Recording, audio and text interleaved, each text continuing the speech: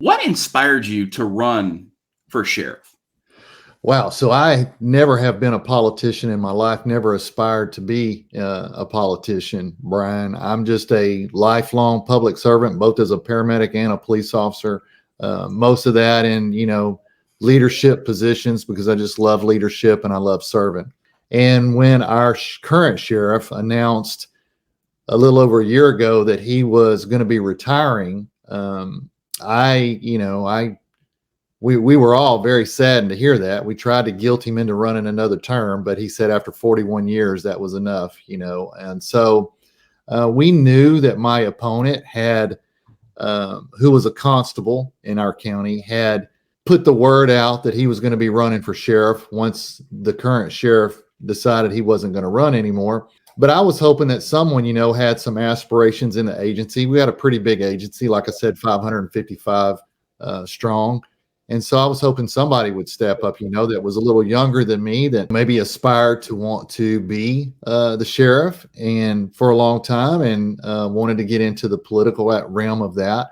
But nobody was stepping up. And I kept having a lot of my men and women that work under me come to me and say, Major, would you please run for sheriff? And I was like, oh no, guys, I appreciate it. I'm honored at your confidence in me being a sheriff, but that's just not something I ever wanted to do or wish to do. And then they kept coming at me and and asking me if I would do it. I came home and talked it over with my wife, and she agreed, that was not something that we wanted to put our families through, because we've seen how, these politicians, what they get put through, running for office, for public office. And then I had someone in county government give me a call and asked me if I had talked to my opponent about staying on and working for him, because he has never worked for the sheriff's office a day in his life, and he needs to surround himself with people that know how to run the sheriff's office. And I said, yeah, have him call me. I'll go to dinner with him. And I went to dinner with him. And I asked him why, he wanted to be the sheriff, and he did not give me one good reason on an executive level, because, the constable's office that he works for, or that where he was the constable, only has about 7 or 8 employees. So he's only ever had about 7 or 8 employees. I believe 9 different law enforcement agencies he's worked for, been terminated from 2 of them. And so as I sat across from him, Brian, and I'm thinking about he could potentially come in unopposed and take the reins of the sheriff's office with little to no experience in criminal law enforcement, especially at the executive level. I can't sit by idly and watch this happen. So I'm going to have to run. And I came home and told my wife that I was running. And of course she was like, "Are you serious?" And I said, "Yeah, I feel a calling. I've had so many people tell me I need to run, and we're going to let's do this, and let's leave no stone unturned. Let's leave everything on the field. And if we're successful, then I'm going to be honored at the nod, and I'm going to take the reins as sheriffs, and and although the sheriff Trosset's done a good job, I'm going to try to put my own ideas and, goals into place. And we're going to try to take this sheriff's office to the next level." And that's how it happened. It happened. And I'm giving you the Reader's Digest version, because politically it was a little bit more ugly than that when I had that conversation with that county official. I felt like God was putting it on my heart, Brian, and it was something that I was being asked to do, and I'm doing it. Those make for the best people. The folks that didn't want this job. I didn't want this job, but I had to take it to protect my department, to protect my deputies, to protect what we have built, to protect the community relationships that we have forged for so long. We can't have an outsider come in and burn this sucker down. Again, we talk about morale. This guy's a small town cop. Your opponent isn't even a Galveston County Sheriff deputy. Never has been. And he's been terminated from 2 other departments. You look at some of these races across the country, and you're like, what is the motivation here? But and it's all power. It's all power, but it's power in the wrong way. You can use power in a really good way, in a positive way.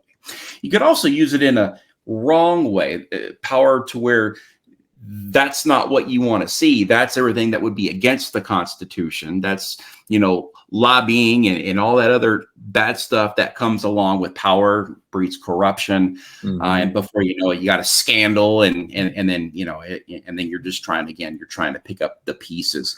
And you are right, man. You throw your hat in the ring and, you're an honorable man, and here they come, lies and slander and mudslinging. It's got to make you feel absolutely just hopeless and helpless at times. And I know there's a lot of prayer involved in doing things like you're doing and running for the Galveston County Sheriff. I mean, that's a big job, but again, it's who you surround yourself with. You've got a beautiful family. You've got a lot of support. You have inside support of current employees, deputies who go out there and will work hard for you every single day. So yeah, that was what one of the, some of the things they were coming to me and they saying, Major, would you please run? And I'd tell them, I'm honored that the idea of you thinking I'd be a good sheriff, but it's just not something I'm interested in. And they'd say, well, Major, you treat everybody with respect, and you're so professional and you have so much integrity,